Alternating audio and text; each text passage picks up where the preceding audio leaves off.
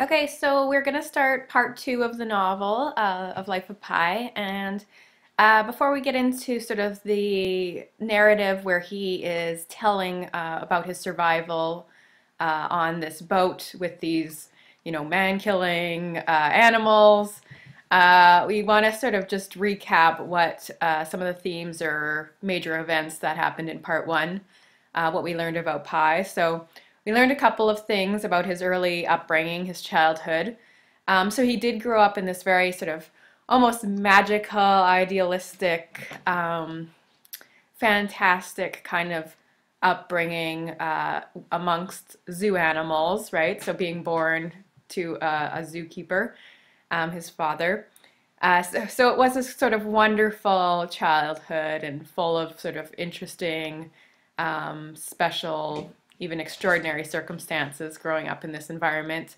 But we'll see how all the information of part one sort of comes into play again in part two when he is in this situation aboard the boat.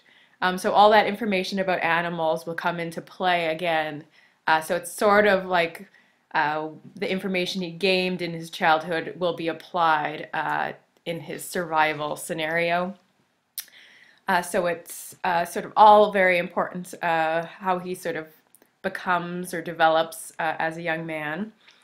And we also saw the role or the theme of religion or spirituality in Pi's life, how strong his sense of belief and having faith in the unknown. So he saw, not one path to spirituality or to God, but three paths. So Hinduism, Christianity, and Islam all present him with values and ideas that he finds beautiful, and he wants them in his worldview. So they are very important to him. So we'll also see how his faith, his belief systems, how that is also part of his journey through this challenging circumstance of survival that occurs in part two of the novel. Okay, so once we get, or our very last, so I want to mention the very last image of part one, which we didn't talk about yet, but that is, before the author sort of steps away from the narrative. In chapter 36, we have the author, sort of Jan Martel's voice interjecting, and this is our last view of Pi before we get his full narrative. And it shows him, it's quite a happy scene. So it's his family's introduced, and we see that he's now, he doesn't just have a happy house in Canada. He's got a wife and children and pets.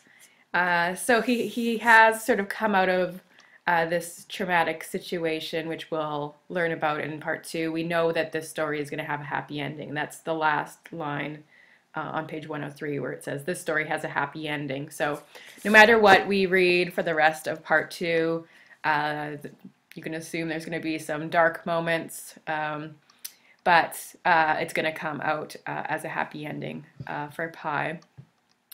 Okay, so let's get started with our look at what the events that play out in part two of the novel. So we are in the circuit where we're sort of thrown into the middle of this chaotic situation at the beginning of part two, where it appears it's a sort of life or death situation, and Pi is aboard this vessel, a ship. Well, his ship has gone down, and he's on a life raft. And we get sort of the immediate urgency of the situation. Everyone around him he sees is, drowned or missing. And he's asking, he's praying to God and Vishnu. He says, Vishnu, preserve me. Allah, protect me. Christ, save me. I can't bear it. So he's calling upon the gods, and, it's just tragedy and suffering all around him. And then he asks, what of my extended family? What of my family? He doesn't have any answers. So it's sort of, he acts in the moment. His sort of survival instincts kick in. And in this moment, he just sees, basic survival to make sure he's still living. And he also extends a life buoy, lifesaver, to Richard Parker. So in this instance, he makes this sort of split second decision.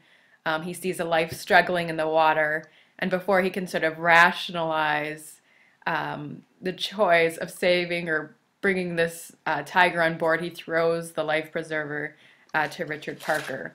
And he immediately regrets that decision because he's now invited a tiger aboard his ship. But at that moment, it seems like he is so sort of panic stricken and very, sad. There's death all around you, drowning, and then here's a life struggling. So he sort of doesn't divide humans and animals in his mind, because it is sort of this irrational, chaotic situation. So he sees this creature suffering and wants to save its life. So that's basically his gesture in that moment. And then he is alone on this raft, except for, his own life and then Richard Parker in front of him. So he says on page 118, I was alone and orphaned in the middle of the Pacific, hanging onto an oar, an adult tiger in front of me, sharks beneath me, a storm raging about me. Had I considered my prospects in the light of reason, I surely would have given up and let go of that oar, hoping that I might drown before being eaten. But I don't recall that I had a single thought during those first minutes of relative safety. I didn't even notice daybreak. I held onto the oar. I just held on. God only knows why. So it is this, very panicked moment, and the only thing that's sort of keeping him together is the life instinct that kind of kicks in. So he's not going to let go of this oar that's keeping him sort of suspended above the shark-infested waters and then safe from the man-eating tiger on his ship or on the boat. So he's sort of stuck between a rock and a hard place, this in between where he's just barely hanging on, literally, to the boat oar, dangling above, hungry sharks. So he's very much stuck in this in-between place, and it reflects kind of a moment of crisis in his life. So after this, beautiful idealized childhood, here we have in a minute, everything just falls apart. His world comes crashing down around him, and there's death, loss, all of that is part of this very brutal transition period in his life that also marks a kind of end of his childhood, and then this period of growth and development as he learns to survive on his own. So Pi sort of describes what happened to the ship as best as he can sort of reason out why it sank. So it's really sort of unexplained. A couple things are mysterious. Who let the animals out of their cages? What happened to the ship? Was it the storm? Was it the engines? And how did all the animals get loose? What happened to his family? So all of these sort of things are sort of lost, and he's kind of left floundering, trying to make sense of some very tragic circumstances. So on page 111, you get a kind of summary of what their experience was once they left Manila. So he says, we left Manila and entered the Pacific. On our fourth day out, midway to midway, we sank. The ship vanished into a pinprick hole on my map. A mountain collapsed before my eyes and disappeared beneath my feet. All around me was the vomit of a dyspeptic ship. I felt sick to my stomach. I felt shock. I felt a great emptiness within me, which then filled with silence. My chest hurt with pain and fear for days afterwards. So he describes feeling this emptiness inside, just almost like a vacuum of pain and loss.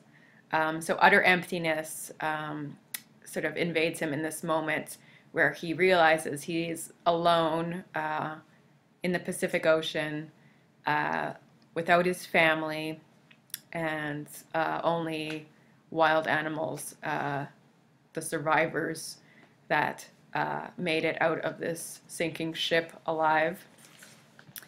So if you put yourself in Pi's shoes at this point, you can sort of see how one might give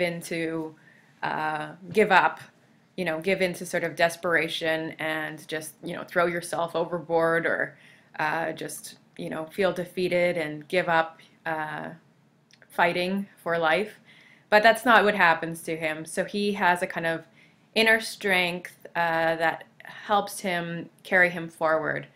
And you might sort of see this as being connected to his religious faith as well. So we saw how he was such, he had such strong beliefs in the early parts of the novel. So maybe this is his also fueling kind of his inner sense of strength to keep alive, keep moving, just fighting for life in this very tragic situation.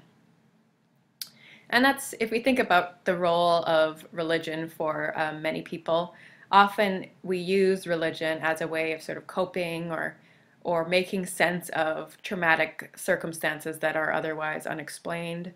So if you think, if there's an earthquake that, knocks your house down, sometimes we use, religion or God to help us make sense of things, disastrous things that happen in our lives, and we say, well, it was meant to be, or there was a larger plan, this was God's work. So that kind of thing is a way to sort of justify or understand situations that seem, beyond our understanding in our rational minds. So maybe Pi sees or gains strength from that kind of sense of purpose that's larger than himself in this moment. But either way, we know that he is going to fight to survive, and he's not giving up even when he's faced with very sort of difficult circumstances of loss. So as it turns out, Pi is not alone on the Life Raft. When the sailors aboard the ship throw him over onto the Life Raft, it becomes apparent to him that they weren't doing that to save him, right? It turns out that there is other animals aboard this Life Raft, the hyena, and then we have the zebra jumping overboard from the ship down to the Life Raft, but missing the sort of tarpaulin covering of the boat, which is sort of more bouncy and soft. So the zebra lands right on its leg, breaks its leg, and but it's in the lifeboat, so it does make it still alive, but now it's sort of wounded. So we'll see how this plays out once we realize that Pi's not fully alone on this Life Raft. In fact, there's a zebra. The hyena will discover Richard Parker has also maintained a sort of presence. And then we have the orangutan orange juice also appearing. So we do get a full lifeboat, despite Pi being at least alone for that first panic-stricken few sort of first night. He realizes that he is not alone on this Life Raft at all, but there are wild animals in the ship, or in the lifeboat along with him. And if you remember back to the earlier part of part one, the zebra did play a role in his early childhood. So if you think back to part one, the zebra was kind of a symbolic animal for Pi in his childhood. It was kind of this image, a beautiful animal that God created. And then both Mr. Kumar and Mr. Kumar, his biology teacher, the atheist, and then Mr. Kumar, the Muslim baker, both sort of joined Pi in at the zoo and stared at the beauty and wondrousness of the zebra and sort of admired it for its amazing stripes and as one of God's creatures or a beautiful object of nature. So it does have a kind of symbolic quality in the first part of the book as something beautiful and God's sort of gift, something that God created that was beautiful. But here we have an image of the zebra wounded, mortally wounded, in pain and suffering. So it kind of shows us the kind of division of, suffering and then beauty that we experience in life. So the zebra is somewhat symbolic of both the kind of beauty and sorrow that is the human experience or the experience of life. And we see that dramatically when the zebra suffers following its broken leg and what the events that happen subsequently aboard this ship.